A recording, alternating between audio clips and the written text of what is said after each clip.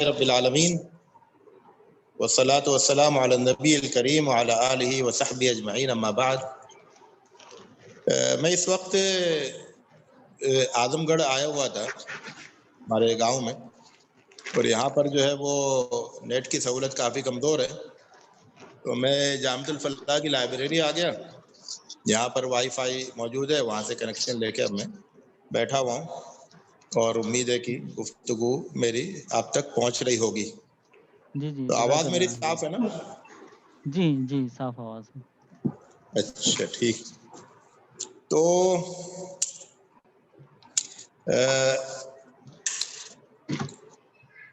جیسا کہ بتایا گیا کہ ہمارا موضوع ہے قرآن مجید کا اسلوب دعوت۔ یہ ایک طرح سے قرآن مجید کے سلسلے میں میرا مطالعہ ہوگا۔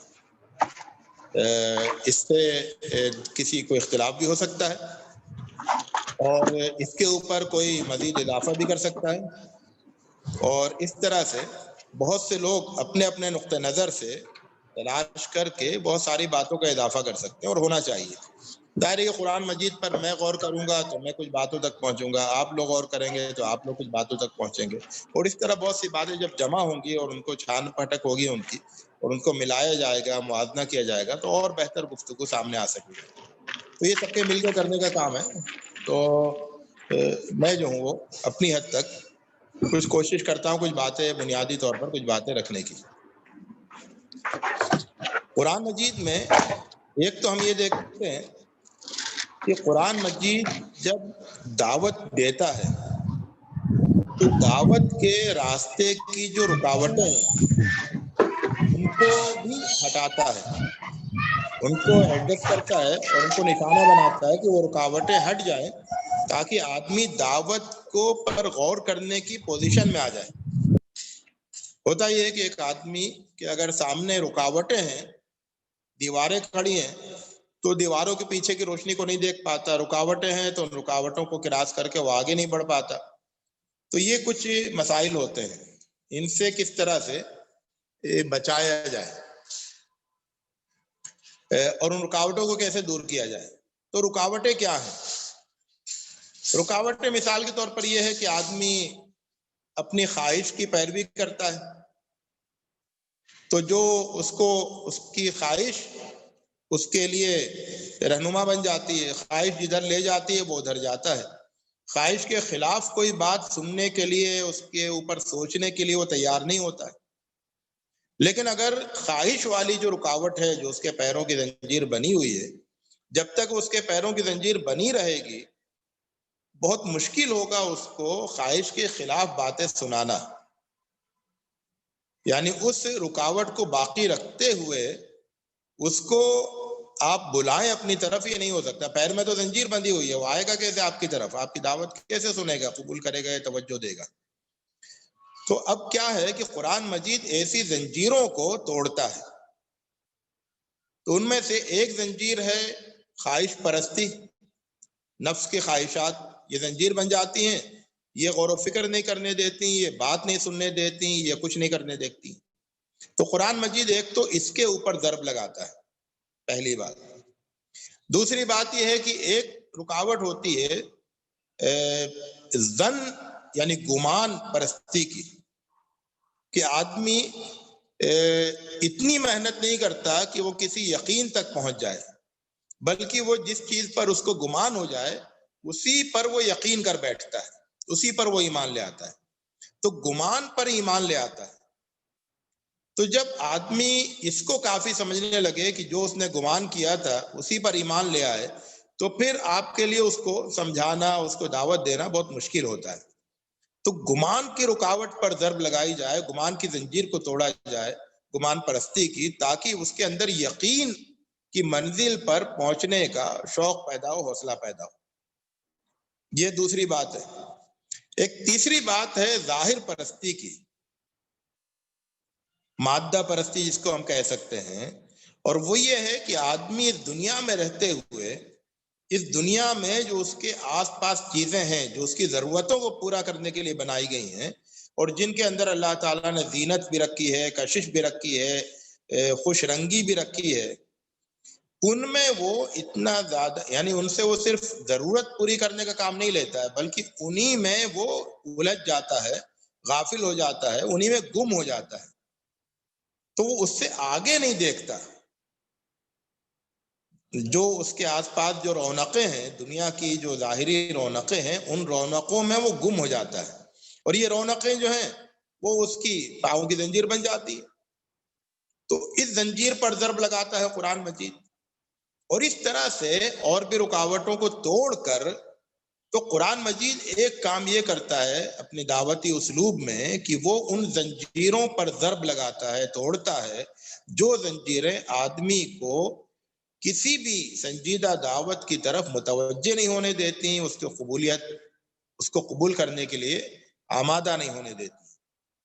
تو یہ رکاوٹیں اس زمانے میں بھی پائی جاتی ہیں، جیسے کہ ایک موقع پر ایک غالباً مولانا علی میاں ندوی رحمۃ اللہ علیہ نے حالات کا تجزیہ کرتے ہوئے کہا کہ موجودہ صورتحال یہ ہے کہ اگر آپ کسی کو دین کی دعوت دیتے ہیں تو پہلے تو یہ ہوتا تھا کہ آپ دین کی دعوت دیتے ہیں تو لوگ اس پر جو ہے وہ بپھرتے ہیں، غصہ ہوتے ہیں، ری ایکشن کرتے ہیں، پتھر مارتے ہیں، کانٹے بچھاتے ہیں، غلاظتیں پھینکتے ہیں، ستاتے ہیں، پھانسی پہ لٹکا دیتے ہیں، جان کے پیچھے پڑ جاتے ہیں۔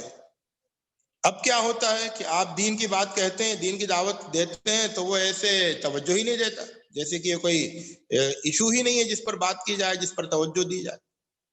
تو ایسا کیوں ہوتا ہے؟ ایسا اس لیے ہوتا ہے کہ وہ جو رکاوٹیں ہیں وہ زیادہ پختہ ہو گئی ہیں، مضبوط ہو گئی ہیں، اور جب تک ان رکاوٹوں پر ضرب نہیں لگائی جائے گی اور آدمی کو ایسے ماحول میں نہیں لایا جائے جس میں وہ خواہشات سے آگے بڑھ کر، گمان سے آگے بڑھ کر، دنیا کی رونقوں سے باہر نکل کر حقائق کے بارے میں غور کرے، حقائق کے بارے میں گفتگو سنے، گفتگو پر توجہ دے، اس پوزیشن میں اس کو لے کے آنا ہے۔ قرآن مجید اپنے تمام آیتوں کے ساتھ، تمام صورتوں کے ساتھ، وہ سب سے پہلے اپنے سامع کو، یعنی اپنے مدعو کو، قرآن مجید کتاب دعوت ہے۔ پورا قرآن مجید کی ہر آیت، پورا قرآن مجید کتاب دعوت ہے، ایک داعی ہے، اور پوری انسانیت قرآن مجید کے لیے مدعو ہے۔ تو قرآن مجید کو اگر آپ تصور کریں اس طرح سے کہ گویا کہ ایک داعی ہے جو بول رہا ہے، تو آپ یہ دیکھیں گے کہ قرآن مجید اپنے مدعو کو ان ساری چیزوں سے باہر نکال کے لے کے آتا ہے، ان ساری چیزوں کو توڑ کر، تو تاکہ وہ اپنی حقیقی اس میں آئے۔ کیونکہ جب وہ ایک آدمی جب خواہشات کے پیچھے دوڑ رہا ہے، خواہشات کی پھندے میں پھنسا ہوا ہے، تو وہ حقیقی دنیا سے باہر ہے۔ ایک آدمی جب گمان پرستی کا شکار ہے تو وہ حقیقت سے دور ہے، حقیقی دنیا سے۔ ایک آدمی جب رونقوں میں گرفتار ہے، گم ہے، تو حقیقی دنیا سے باہر ہے۔ قرآن مجید ان ساری غیر حقیقی دنیاؤں سے نکال کر حقیقی دنیا میں لے کر آتا ہے۔ یعنی آپ تصور کریں، آپ قرآن مجید پڑھ رہے ہیں تو آپ کو ایسا لگے گا کہ جیسے کہ آپ یہ پوری جو انسانوں کی جو بنائی ہوئی دنیا ہے، ایک جو طلسم خانہ لگتا ہے، شیطان کے پورے جال بچھے ہوئے ہیں، ہے نا، جن میں آدمی صبح اٹھتا ہے، سو کے اٹھتا ہے تو اس کو اپنی جاب کا خیال آتا ہے، بیوی کی فرمائشوں کا خیال آتا ہے، بچوں کی ضرورتوں کا خیال آتا ہے، اپنے اسٹیٹس کا خیال آتا ہے، گھر کی ضرورتوں کا خیال آتا ہے، اور پھر کل کی پلاننگ کا خیال آتا ہے، اور کیسے یہ بنائے، کیسے وہ کرے، اس سے کیا وصول کرنا ہے، اس سے کیا قرض لینا ہے، اس سے کیا ادا کرنا ہے، اس سے کیا مطالبہ کرنا ہے۔ یہ سارے خیالات جو آتے ہیں، ان میں یہی اس کی پوری زندگی ہوتی ہے، یہی اس کی پوری زندگی ہوتی ہے۔ قرآن مجید یہ کرتا ہے کہ اس چھوٹی سی اس کی اس سے باہر نکال کے اس کو حقیقی دنیا میں لے کے آتا ہے قرآن مجید، ہے نا، جہاں پر کہ آسمان ہوتے ہیں، کائنات ہوتی ہے، ستارے ہوتے ہیں، سورج ہوتا ہے، اور پوری کائنات ہوتی ہے۔ اس کائنات میں یہ چھوٹی چھوٹی چیزیں نظر نہیں آتی جن میں آدمی گم ہوتا ہے، اور جن میں گم ہونے کی وجہ سے وہ قرآن کی دعوت کو یا دین کی دعوت پر توجہ نہیں دیتا۔ قرآن اس دنیا میں اس کو لے جاتا ہے، جہاں اس عالم میں لے جاتا ہے جہاں یہ سب چیزیں اتنی چھوٹی ہوتی ہیں کہ دکھائی بھی نہیں دیتی، ان کے مقابلے میں بہت بڑی کائنات دکھائی دیتی ہے. اس بڑی کائنات میں پہنچا کر پھر وہ کہتا ہے کہ اب دیکھو حقیقت کیا ہے، اور اب تمہیں اپنی زندگی کے بارے میں سوچنا ہے، تمہیں اپنی زندگی کے بارے میں فیصلہ کرنا ہے. تو یہ ایک بات ہے کہ قرآن مجید اپنے دعوتی اسلوب میں اس غافل کرنے والی چیزوں سے، دنیا سے باہر نکال کر حقیقی وسیع تر کائنات میں پہنچا کر وہاں پر اس کو دین کی دعوت دیتا ہے. ایک بات. دوسری بات یہ ہے کہ قرآن مجید آدمی کے اندر اس ملکے کو بیدار کرتا ہے جو ملکہ دعوت کے قبولیت کے لیے، دعوت پر توجہ دینے کے لیے ضروری ہے. اور وہ کیا ہے ملکہ؟ وہ ہے دماغ اور دل کی زندگی، دماغ اور دل کی حرکت، دماغ اور دل کا کام کرنا. کیونکہ اگر ایک آدمی کا دماغ معطل ہے، عقل اس کی معطل ہے، اور وہ اپنے دیکھیے ایک تو ہوتا ہے دنیاوی معاملات میں کام کرنا، ظاہر ہے کہ سب لوگ اپنی عقل لگاتے ہیں اس میں، لیکن دنیا کے باہر ہے نا والے عالم کے سلسلے میں اپنی عقل کو استعمال کرنا، اس کے لیے عام طور سے لوگ اپنی عقل کو معطل کر دیتے ہیں، بند کر دیتے ہیں. یعنی اگر کوئی بتوں کا پجاری ہے، بتوں کو پوجنے والا ہے، اور آپ اس سے جا کے اس سلسلے میں گفتگو کریں گے تو آپ کو ایسا لگے گا کہ اس نے اپنی عقل کو بند کر دیا ہے، اور وہ کسی غور و فکر والی بات کو، کسی دلیل کو سننے کے لیے تیار نہیں ہے. وہ بس یہ کہتا ہے کہ بھئی یہی میرا عقیدہ ہے، یہی میرا ایمان ہے، میں اس کے علاوہ میں کچھ نہیں سننا چاہتا ہوں. کیوں؟ اس لیے کہ اس نے، وہ آدمی جو اپنی زندگی میں عقل کے کمالات دکھا رہا ہوتا ہے دنیاوی زندگی میں، وہ دین کے پہلو میں وہ کیا کرتا ہے کہ وہ اپنی عقل کو بالکل بند کر دیتا ہے، لاک کر دیتا ہے، کہ وہ اس کو حرکت دیتا ہی نہیں. اسی طرح سے دل کا معاملہ ہے کہ دل کے جو تقاضے ہیں جو صرف توحید کے ذریعے پورے ہو سکتے ہیں، ان تقاضوں پر پابندی لگا دیتا ہے، اور دل کو بھی حرکت نہیں کرنے دیتا، دل کو بھی اپنی آواز نہیں پیدا کرنے دیتا ہے، بلند کرنے دیتا ہے. تو دل اور دماغ دونوں کو معطل کر دیتا ہے نا. تو قرآن مجید کیا کرتا ہے کہ وہ جب دعوت دیتا ہے تو سب سے پہلے اور سب سے زیادہ زور اس بات پر دیتا ہے کہ دل اور دماغ وہ حرکت میں آ جائیں، آدمی غور و فکر کرنے کے موڈ میں آ جائے، آدمی کا اپنے دل کی جو اصل طلب ہے اس چاہ کے سلسلے میں اس چاہ کو اہمیت دینے والے موڈ میں آ جائے. تو اب اس موڈ میں لانا ہوتا ہے انسان کو. تو اس کے بعد پھر وہ جب آپ غور و فکر کی بات کریں گے تو غور و فکر کرے گا، جب آپ دلائل پیش کریں گے تو دلائل پر سوچے گا، جب آپ اس کے سامنے حقائق پیش کریں گے تو حقائق پر وہ توجہ دے گا، جب آپ اس کے سامنے اللہ کی، خالق کی عظمت کو پیش کریں گے تو اس کا دل جو ہے اس کے لیے کھل جائے گا، دروازے کھل جائیں گے. تو دل کے دروازے کب کھلیں گے؟ جبکہ دل کے دروازوں پر تالا نہیں لگا ہوا ہو، ہے نا. دل کے دروازوں پر اگر تالا لگا ہوا ہے تو خالق کا ادراک، خالق کا عرفان، رب کا عرفان، اس کی رحمتوں کا ادراک وہ دستک دیتا رہے گا اور دروازہ نہیں کھلے گا. تو اس طرح سے ہم قرآن مجید کو جب ہم پڑھتے ہیں تو ہم یہ دیکھتے ہیں کہ قرآن مجید عقل کو اور دل کو دونوں کو اس پوزیشن میں لاتا ہے، اس موڈ میں لاتا ہے کہ وہ اتنی عظیم دعوت کے لیے ان کے دروازے کھلیں. یہ ہوتا ہے. اس کے بعد اسی لیے قرآن مجید جو ہے وہ بہت زور دیتا ہے، محبت کے مسئلے پر بہت زور دیتا ہے، تفکر کے مسئلے پر بہت زور دیتا ہے. یہ سب اسی لیے. اس کے بعد ہم دیکھتے ہیں قرآن مجید جو دلائل دیتا ہے، دعوت کے جو دلائل ہیں قرآن مجید کے، چاہے وہ نبیوں کی زبان سے ہوں، چاہے وہ قرآن مجید کے راز دعوت میں ہوں، وہ سب دلائل جو ہیں وہ عقلی دلائل ہوتے ہیں. قرآن مجید کے دلائل جو ہیں وہ عقلی دلائل ہوتے ہیں. یعنی قرآن مجید یہ کہتا ہے کہ سوچو کیا یہ صحیح ہے کہ یہ صحیح ہے، غور کرو یہ یا یہ. اور اس طرح سے عقل کو مطمئن کرنے والے دلائل پیش کرتا ہے.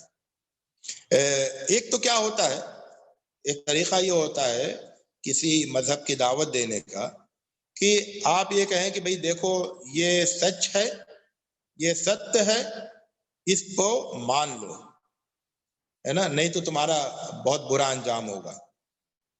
اور یہ سچ ہے، اس کو مان لو تو دل کو سکون ملے گا، یہ سچ ہے، اس کو مان لو تو تم کو شانتی ملے گی. یعنی اس میں کیا ہوتا ہے اس اسلوب میں کہ بھئی یہ سچ ہے، یہ سچ ہے، اس کو مانو تو یہ ملے گا، یہ ملے گا، یہ ملے گا.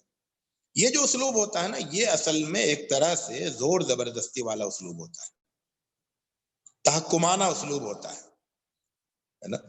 اس میں آدمی جو ہے وہ اس کو آنکھ بند کر لینی پڑتی ہے، دماغ پہ کو بند کر لینا ہوتا ہے کہ بھئی ٹھیک ہے، مجھے شانتی چاہیے، مجھے یہ آستھا کا مسئلہ ہے، یہ عقیدے کا مسئلہ ہے، اور مجھے جو ہے وہ اپنا یہ کرنا ہے وہ کرنا ہے، اس لیے میں جو ہوں وہ بس اب تو میں مانوں گا، مجھ سے کہہ دیا گیا میں مانوں گا. تو یہ کیا ہے، یہ ایک طرح کا تحکمانہ اسلوب ہے، زبردستی والا. قرآن مجید کا اسلوب بالکل یہ نہیں ہے. قرآن مجید کا اسلوب یہ ہے کہ بھئی ایک انسان کو وہ غور و فکر کراتا ہے، وہ کائنات پر غور کرو، ساری چیزوں پر غور کرو، جن چیزوں کو تم پوچھتے ہو ان چیزوں پر غور کرو، اور جو تمہیں طریقے ملے ہیں آباء و اجداد سے ان طریقوں پر غور کرو، اور پھر اللہ تعالیٰ کی جو صفات نظر آ رہی ہیں اس کائنات میں ان پر غور کرو، اور پھر غور و فکر کے نتیجے میں تم وہاں تک پہنچو. زبردستی غور و فکر کے بغیر یا غور و فکر کو معطل کر کے تم کو وہاں نہیں پہنچنا ہے، ایسا پہنچنا مطلوب ہی نہیں ہے. تم کو وہاں پہنچنا ہے پورے اطمینان کے ساتھ. کیا اطمینان؟ دل اور دماغ دونوں کا اطمینان، عقل اور دل دونوں کا اطمینان ہو، ایسی منزل پر تم کو پہنچنا ہے، اور اس کے لیے تمہیں دلائل کا سفر کرنا ہے نا. جو بھی بات کہی جائے گی وہ دلائل کے ساتھ کہی جائے گی، جو بھی رد ہوگا باطل کا وہ دلائل کی بنیاد پر ہوگا، حق پیش کیا جائے گا تو دلائل کی بنیاد پہ حق پیش کیا جائے گا. تو یہ جو ہے نا اس پر زور دیتا ہے قرآن مجید. اور اس کے بعد پھر وہ جو اسی لیے جو انسان کی جو عظمت ہے، انسان کا جو بلند مقام ہے، اس بلند مقام کو باقی رکھتے ہوئے اس بلند مقام کی بنیاد پر قرآن مجید دعوت کو انسانوں کے درمیان پیش کرتا ہے کہ بھئی تمہیں اللہ تعالیٰ نے اونچا مقام دیا ہے، تمہیں اللہ تعالیٰ نے یہ ساری عظمتیں، نعمتیں، صلاحیتیں وغیرہ سب دی ہیں، اور ان سب کا جو فطری تقاضا ہے وہ کیا ہونا چاہیے، تم کو کہاں پہنچنا چاہیے. اسی طرح سے کیا ہے، قرآن مجید پستی اور بلندی اس کا شعور دیتا ہے کہ بھئی دیکھو ایک پستی ہوتی ہے، اور اس کو بھی تم سمجھ سکتے ہو اچھی طرح سے کہ یہ پستی ہے، گراوٹ ہے، اور ایک بلندی ہے، اور اس کو بھی تم اپنی فطرت سے سمجھ سکتے ہو. ظاہر انسان کی فطرت جو ہے وہ یہ بتاتی ہے کہ یہ گراوٹ ہے، اور وہ بتاتی ہے کہ یہ بلندی ہے. تو اب تم یہ دیکھو کہ یہ راستے گراوٹ کی طرف جاتے ہیں اور یہ راستے بلندی کی طرف جاتے ہیں. تو اس طرح سے وہ قرآن مجید بلندی اور پستی کا شعور جگا کر، فطرت کے اندر جو پنہا ہے شعور، اس شعور کو جگا کر، اور اس کے بعد پھر بتاتا ہے کہ دیکھو تم جب شرک کرتے ہو تم کتنی پستی میں گر جاتے ہو، اور جب تم اللہ کی بندگی کرتے ہو تو تم کتنی بلندی پر پہنچ جاتے ہو. تو اس طرح سے قرآن مجید ایک تو یہ شعور پیدا کرتا ہے. ایک اور چیز جو میں آپ کے سامنے رکھنا چاہتا ہوں وہ یہ ہے کہ قرآن مجید، اور اس کو جو ہے ہمیں غور سے سمجھنا ہے، قرآن مجید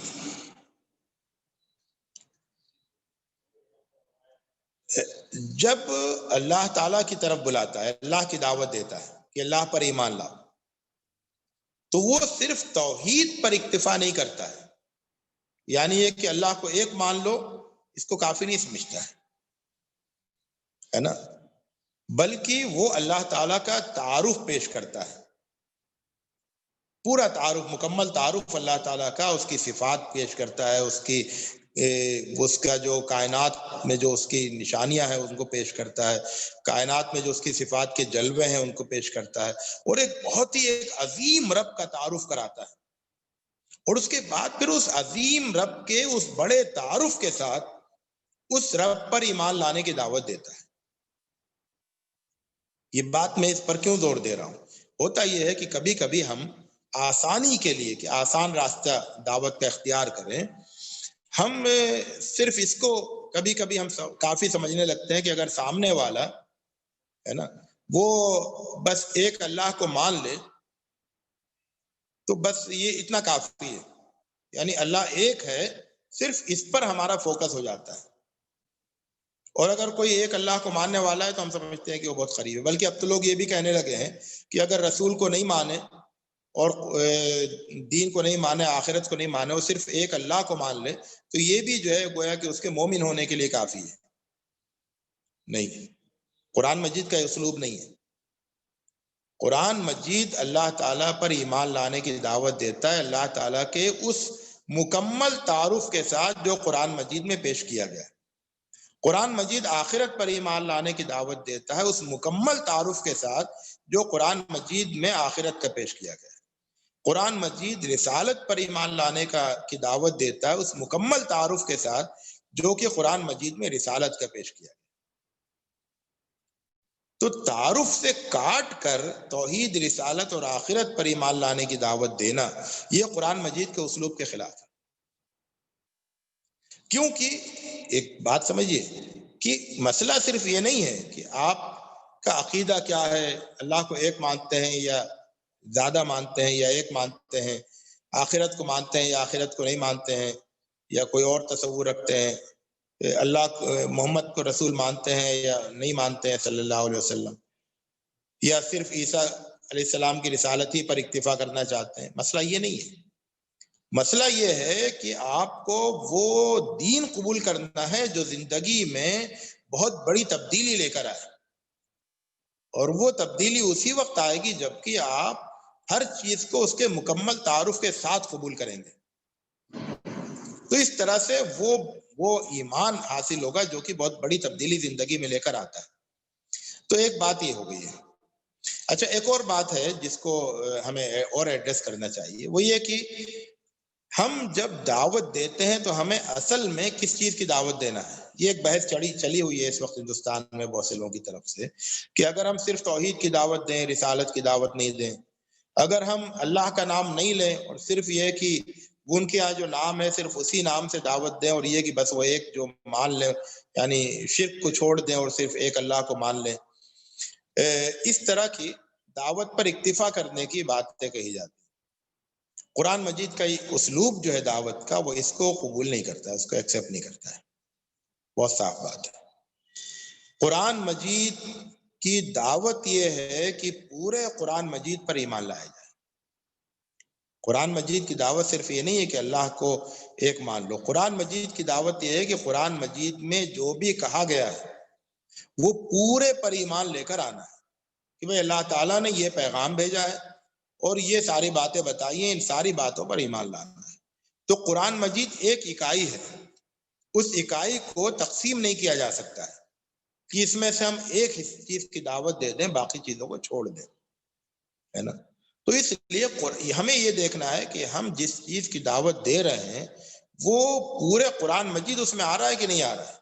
دیکھیے ترتیب تو الگ ہے کہ آپ پہلے اس چیز کی دعوت دیں، پھر اس چیز کی دعوت دیں، لیکن وہ جب دین میں داخل ہو تو دراصل وہ پورے قرآن مجید کو ماننے والا بن کر داخل ہو، ہے نا۔ یعنی ایسا بالکل قرآن مجید میں قابل قبول نہیں ہے کہ قرآن مجید کے صرف ایک حصے کو یا اس کی ایک دعوت کو، کسی ایک نقطے کی دعوت کو کوئی قبول کر کے وہ یہ سمجھے کہ وہ مسلم ہو گیا، وہ مومن ہو گیا، اور دعوت دینے والا یہ سمجھے کہ اس نے دعوتی کام کر لیا۔ تو یہ ایک ضروری بات ہے۔ اور اس کے بعد پھر جو قرآن مجید میں جو آپ کو حکمت نظر آتی ہے، قرآن مجید میں جو یہ نظر آتا ہے کہ مخالف کو اپنی بات کہنے کا موقع دیا جاتا ہے، اس کی بات کو غور سے سنا جاتا ہے، پھر اس کی بات کا ایسا جواب دیا جاتا ہے جو اس کو مطمئن کرے، اور جس طرح سے قرآن مجید میں روشن دلائل پیش کیے جاتے ہیں، یعنی روشن دلائل، یہ قرآن مجید کی خوبی ہے۔ قرآن مجید میں جس طرح سے دعوت کو دو ٹوک انداز میں صاف صاف پیش کیا جاتا ہے، اور اس میں کسی قسم کا کوئی تردد نہیں ہوتا، کوئی جھجک نہیں ہوتی، کیونکہ دیکھیے اگر جھجک کے ساتھ آپ نے کہ ابھی ہم کچھ چھپا لیں گے بعد میں اس کو پیش کریں گے ایسی دعوت دی نا، تو وہ جھجک وہ ہمیشہ آپ کے ساتھ رہے گی، اور کبھی بھی اس جھجک کے ہوتے ہوئے آپ پورے دعوت کو پیش نہیں کر سکیں گے۔ تو جس طرح سے قرآن مجید مکمل دعوت کو پیش کرتا ہے، اسی طرح سے پوری دعوت کو پیش کرنا ہے۔ اور جو قرآن مجید کی دعوت میں، اسلوب میں جو محبت ہے، جو انسانوں کے لیے شفقت ہے، جو درد مندی ہے، جو جذبہ ہے رحمت کا، تو اس کو جو ہے نا ایک داعی کی زبان میں وہ سب چیزیں نظر آنی چاہیے۔ یعنی داعی کا جو لہجہ ہے وہ اسی طرح سے رحمت سے بھرپور ہو جس طرح سے قرآن مجید رحمت سے بھرپور اسلوب میں نازل ہوا ہے، کہ ایسا لگے کہ بس انسانوں کی فکر ہے، انسانوں کو کی نجات اور انسانوں کی کامیابی، ان کی فلاح، اس کی فکر ہے۔ یعنی جہنم میں بھیجنے کے بجائے جہنم سے بچانے کی فکر ہے، جہنم میں بھیجنے کے بجائے جہنم سے بچانے کی فکر قرآن مجید میں نظر آتی ہے، اور اسی فکر کو داعی کے اندر نظر آنا چاہیے، داعی کے اسلوب میں نظر آنا چاہیے۔ تو یہ کچھ باتیں ہیں جو میں نے اس موقع پر مجھے کہنا تھی، وہ میں نے عرض کی ہیں، اور اگر کچھ سوالوں کا موقع ہوگا تو ہو سکتا ہے کچھ اور باتیں بھی سامنے آ جائیں۔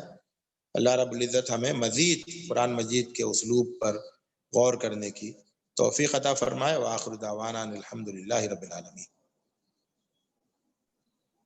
اللہ بہت بہت خوب باتیں کہی، اللہ تعالیٰ آپ کو جزائے خیر دے۔ اس کے ساتھ 10 منٹ کا سوال جواب کا سیشن ہے، اگر کسی کو سوال ہے تو خود اپنے آپ کو انمیوٹ کر سکتے ہیں، یا تو مجھے آپ چیٹ باکس میں سوال کر سکتے ہیں۔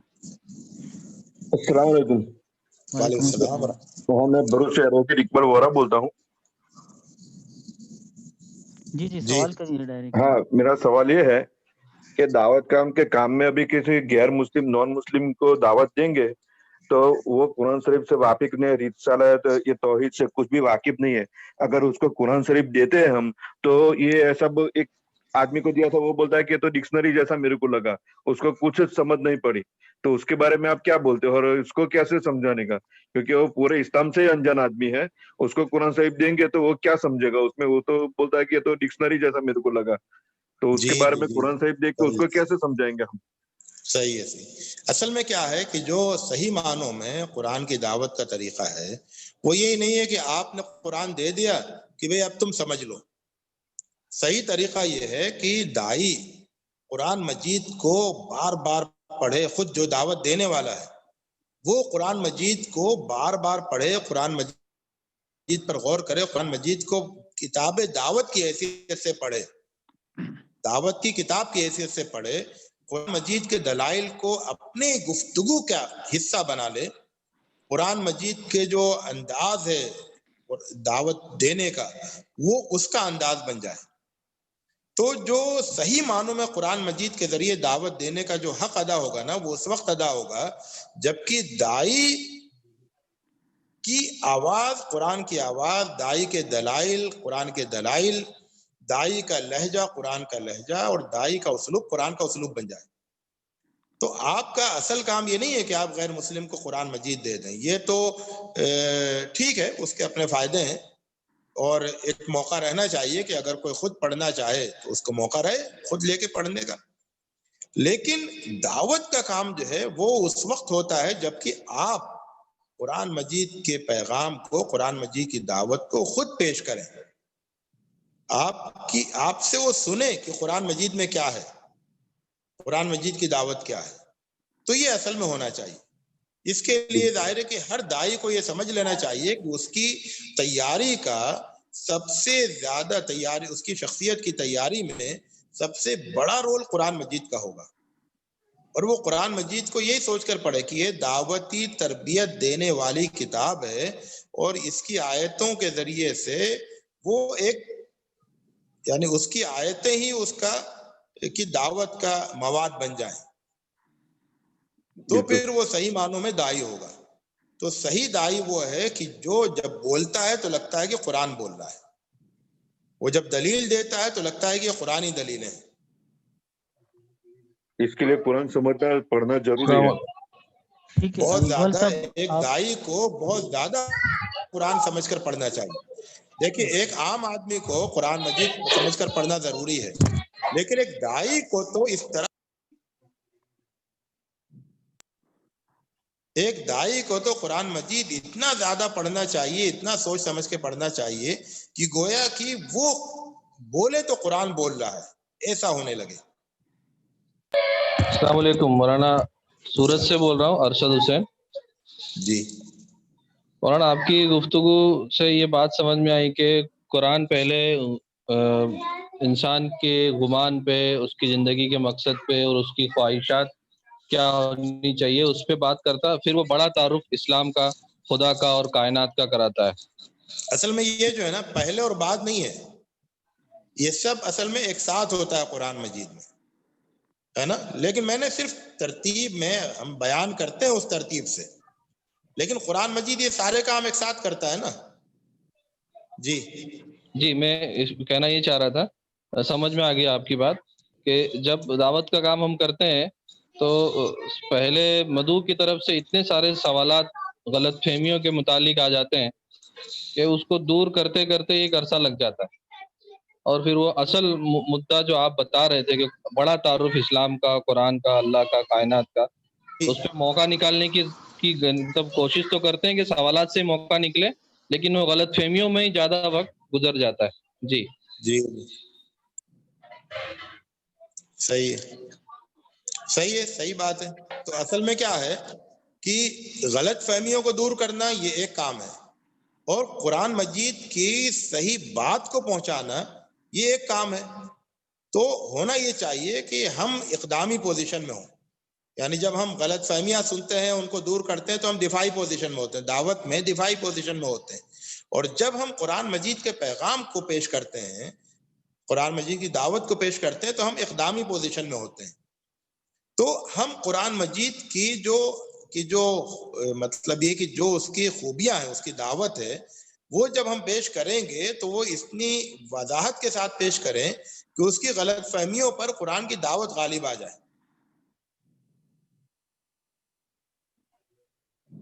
السلام علیکم۔ وعلیکم السلام۔ ہاں دوبارہ سوال کر سکتے ہیں؟ جی جی جی ہاں میرا سوال ایسا ہے کہ ایک آدمی، ایک عورت تھی، وہ ہمارا کلائنٹ تھی، اس کو میں نے کل کی اوتار کے بارے میں بتایا تو وہ سب تھوڑا بہت سمجھا، میرے پاس جو پیمپلیٹ تھے وہ دیا۔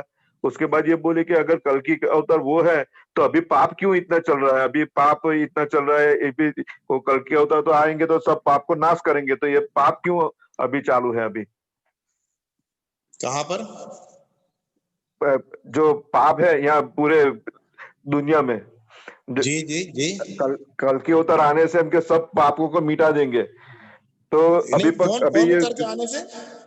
کل کی اوتار، میں نے ہاں تو ان کو سمجھا کہ کل کی اوتار میں محمد صلی اللہ علیہ وسلم وہی ہے کل کی اوتار، وہ آ کے چلے گئے، تم ان سے انجان ہو، اور اس کے لیے میں نے پیمپلیٹ دیا، وہ ویدوں کا وہ سب حوالہ تھا، وہ سب دیا ان کو۔ اب وہ جی جی بولتے کہ اگر یہ کل کی اوتار ہے، یہ آخری اوتار ہمارے ویدوں کے حساب سے، وہ تو پاپ کا ناش کریں گے، تو پاپ تو سب ناش نہیں ہوئے، ابھی تو پاپ ہے اس دنیا میں۔ نہیں، اصل میں کیا ہے نا، اصل میں کیا ہے، وہی ہے نا کہ آپ کو یہ دیکھنا ہے کہ قرآن کیا کہتا ہے۔ کیا قرآن یہ کہتا ہے کہ کبھی ایک ایسا زمانہ آئے گا جب ایک نبی آ کے یا کوئی آ کر دنیا کو پاپ سے یا گناہوں سے صاف کر دے گا؟ تو قرآن تو یہ نہیں کہتا ہے نا؟ بالکل قرآن یہ نہیں کہتا ہے، اور یہ اس لیے نہیں کہتا ہے کیونکہ یہ انسانوں کی تخلیق کے مقصد کے خلاف ہے۔ انسانوں کو کیوں پیدا کیا گیا ہے؟ تاکہ ان کا امتحان لیا جائے، ہے نا؟ اور اس امتحان کے مطابق ان کو جنت یا جہنم ملے۔ تو اگر کوئی آ کر اس دنیا سے پاپ کو سرے سے ختم کر دے گا تو پھر وہ امتحان ختم ہو جائے گا، تو جو انسان بچیں گے وہ امتحان کیسے دیں گے؟ بالکل تو بالکل قرآن مجید یہ تصور پیش کرتا ہی نہیں ہے کہ کوئی آ کے دنیا سے پاپ کو ختم کر کے امتحان ختم کر دے گا۔ قرآن مجید یہ تصور پیش کرتا ہے کہ قیامت آنے تک امتحان کا سلسلہ جاری رہے گا، اور امتحان کا مطلب یہ ہوا کہ پاپ اور پن کا سلسلہ جاری رہے گا، ہے نا. نیکی اور بدی کی جنگ جو ہے وہ قیامت تک جاری رہے گی، اور ہر پیدا ہونے والا انسان نیکی اور بدی کے امتحان سے گزرے گا. بالکل بالکل. تو اس لیے ہم یہ کہتے ہیں کہ جب ہم قرآن مجید کی دعوت کو ہمیں پیش کرنا ہے تو قرآن مجید کی دعوت پیش کرنا ہے نا. اور ہمیں یہ دیکھنا ہے کہ دوسرے لوگ جو کہہ رہے ہیں وہ بنیادی طور پر ہی پورا قرآن مجید کے خلاف ہے نا. بالکل ہے نا. تو یہ ہے. ٹھیک ہے. اس کے بعد ایک بھائی نے سوال کیا ہے کہ قرآن میں دعوت کے تعلق سے جو کچھ آیتیں ہیں اگر کچھ نشاندہی ہو جائے تو.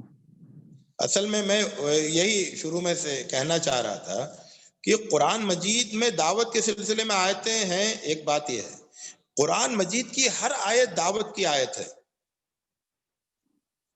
قرآن مجید کی ہر آیت دیکھیے، کچھ آیتوں میں تو لفظ دعوت کا ذکر ہے کہ ادعو الی سبیل ربک بالحکمت والموعظۃ الحسنہ یدعون الی الخیر اور وغیرہ وغیرہ، ہے نا. تو یہ دعوت کا ذکر ہے جس میں، لیکن صرف ان پر اکتفا نہیں کرنا ہے. قرآن مجید کی ہر آیت کو دعوت اور تربیت کی آیت سمجھنا ہے نا. ہر آیت کو، جیسے جب آپ کہتے ہیں قل هو اللہ احد اللہ الصمد لم یلد ولم یولد ولم یکن له کفوا احد، تو یہ دعوت ہے. ٹھیک ہے نا. جب آپ کہتے ہیں کہ اذا زلزلت الارض زلزالها واخرجت الارض اثقالها، تو یہ دعوت ہے. جب آپ کہتے ہیں الحمدللہ رب العالمین الرحمن الرحیم مالک یوم الدین، یہ دعوت ہے. اسی دعوت کو تو پیش کرنا ہے. یہ عام انسانوں ہی سے تو خطاب ہے. ٹھیک ہے. ایک بھائی کا سوال ہے جو وہ کہتے ہیں کہ اسٹوڈنٹس کے اندر دھرم کی شکشا سے کوئی خاص لگاؤ نہیں ہے، تو جی ان جی سے کس طرح بات کی جائے؟ ہاں، وہ میں نے شروع میں یہ بات بتائی تھی نا کہ وہ لگاؤ کیوں نہیں ہوتا ہے دھرم سے. اس لیے لگاؤ نہیں ہوتا ہے کیونکہ وہ بہت ساری ایک یہ جو ایک چھوٹی دنیا ہے، میٹیریلسٹک جو دنیا ہے مادے کی، وہ اس میں اپنے آپ کو محصور کر لیتے ہیں، اس سے باہر نکل کے نہیں دیکھتے. اب آپ کا یہ ہے کہ آپ قرآن مجید کے دعوت کے اسلوب کو استعمال کرتے ہوئے ان کو اس چھوٹی سی جو دنیا ہے نا، اس سے باہر لے کے اس بڑی کائنات میں لے کر آئیں، اور وہاں پر پھر وہ ان کو سامنے جو ہے وہ ان کو زندگی کی حقیقت ان کو سمجھ میں آئے. تو یہ جو ایک بہت ہی ایک چھوٹا سا تصور ہے زندگی کا ہے نا، جس میں بس ہاؤ ہو ہے، اور آپ ہوٹل میں بیٹھے ہیں اور ڈرنک کر رہے ہیں، اور کہیں بیٹھ کے جو ہے وہ تاش کھیل رہے ہیں، کہیں سینما ہال میں بیٹھ کے فلم دیکھ رہے ہیں، اور کہیں پارٹی کر رہے ہیں. اور یہ جو چھوٹی سی ایک ہے نا جو آپ کو غافل کی ہوئی ہے اتنی بڑی کائنات سے، اس چھوٹی سی دنیا سے باہر نکال کے لے کے آنا ہے جہاں یہ سب چھوٹا دکھائی دے، اور بڑی چیز جو بڑی چیزیں ہیں کائنات کی وہ بڑی دکھائی دیں. تو وہاں پر آپ کو لے کے آنا ہے نا، اور فطرت پر پڑے ہوئے غبار کو ہٹانا ہے. جی جی. ایک بھائی کا سوال. السلام علیکم. علیہ السلام. السلام. ہاں، آپ نے یہ بتایا ہے کہ جہنم کے عذاب سے بچانا ہے، جنت کی بات نہیں کرنا ہے.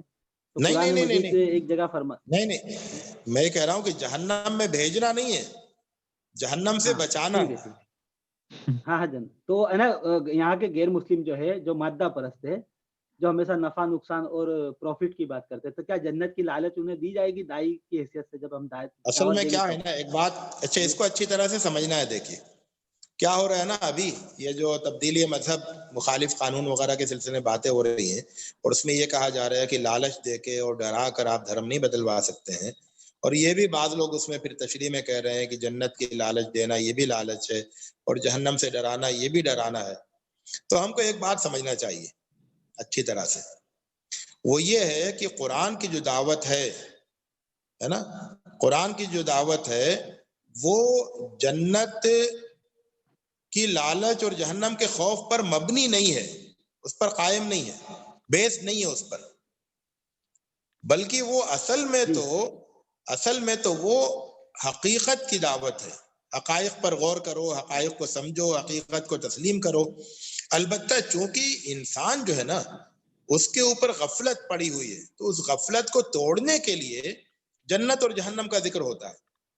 تو جنت اور جہنم غفلت کو توڑنے کے لیے ہے، اور جب غفلت ٹوٹ جائے تو اس کے بعد پھر اس کو حقائق پر غور کرنا ہے. مثال کے طور پر میں یہ کہہ رہا ہوں کہ جیسے عیسائی ہیں وہ بھی جنت جہنم کا ذکر کرتے ہیں اپنی دعوت میں، یہودی ہیں وہ بھی جنت جہنم کا ذکر کرتے ہیں، دوسرے لوگ بھی کرتے ہیں. مسلمانوں کے یعنی اسلام کے اہل اسلام جب جنت اور جہنم کا ذکر کرتے ہیں تو اس میں اور دوسروں میں کیا فرق ہوتا ہے؟ یہی فرق ہوتا ہے کہ جنت اور جہنم کے ساتھ جو ہمارے دلائل ہوتے ہیں، جو ہمارے دعوت کی جو مغز ہوتا ہے، اس کا جو روح ہوتی ہے، اسپرٹ ہوتی ہے نا، وہ اصل میں دوسروں سے مختلف ہوتی ہے، اور وہی ہماری اصل دعوت ہے.